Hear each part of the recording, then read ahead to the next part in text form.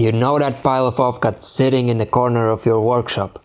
Too small to use, too good to throw away. And what about wrestling full-size plywood sheets without proper cutting setup? Today we are solving both problems with one simple modular jig you can cut on your CNC using just scrap wood. It's quick to build, super useful around the shop, and the best of all, the CNC files are completely free on our website.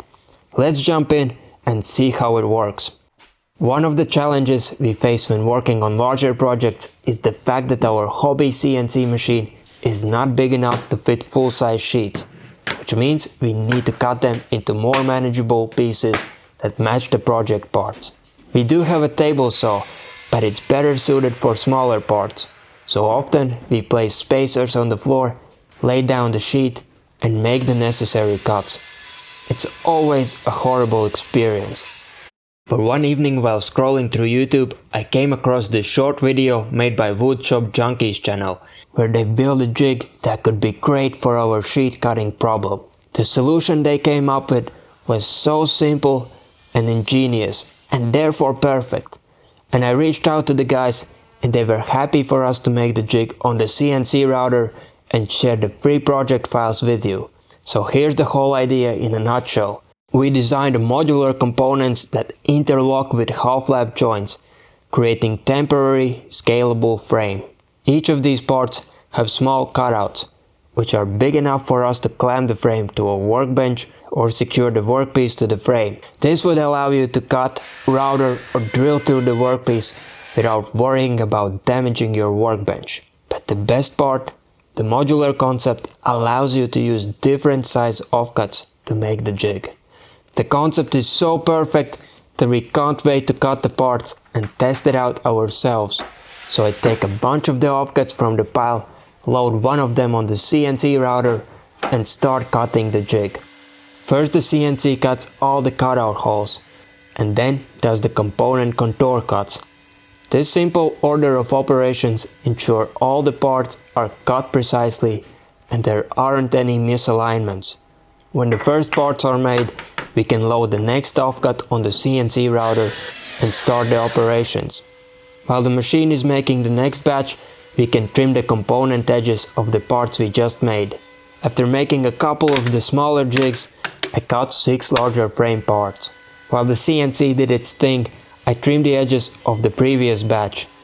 This is the real CNC superpower. You can be productive while it works.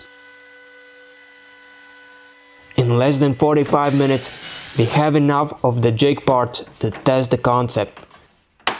So without further ado, we can slide the half-lap joints together and create different frame layouts. I made multiple cutouts even in the smallest of the frame parts, which allows you to create frames with smaller pockets. But by skipping some of the cutouts, you can make bigger frames as well. At this point, we have a small one assembled, and we can test out the operations on the workbench. The cutouts are just the right size for multiple clamps, making it quick and safe to lock everything down. And the height of the frame is tall enough to protect your workbench and strong enough to handle routers, saws, whatever you throw at it. Needless to say, it's a great addition to the workshop. But we still have 2 things left to do: prepare the material for the next build and make a simple storage stand for the jig. I placed the frame on the floor between my workbench and CNC table, laid down a sheet, clamped on a guide, and made the cuts. Since the jig lifts the panel 100 mm off the ground, there is plenty of room underneath for clamps, and the circular saw can glide through without hitting anything important. Now it's just a matter of making the cuts. Since we made the frame out of offcuts, I'm not afraid that the circular saw will leave small cuts in the parts. If we damage them too much, we can simply make a replacement part from the offcut piece. Now we have the necessary material for the workshop cabinet project, and we need a place to store our new jig. So I spent a couple of minutes designing a small shelf on which we could slide on the half-lap joints and store all the jig parts neatly next to each other. Since the shelf has only a couple of components, it took less than 5 minutes for the CNC machine to make the parts. And after a couple of passes on the router table, we can start assembling the storage station. All we have to do is attach the side parts to the shelf components and attach the assembly to the back panel. To be sure the station won't be coming apart due to fluctuations of humidity levels during the summer, we need to secure the joinery with screws. To do so, we have to pre-drill the screw holes and countersink each hole. Now we are ready to attach the shelf to the wall and organize the new jig parts.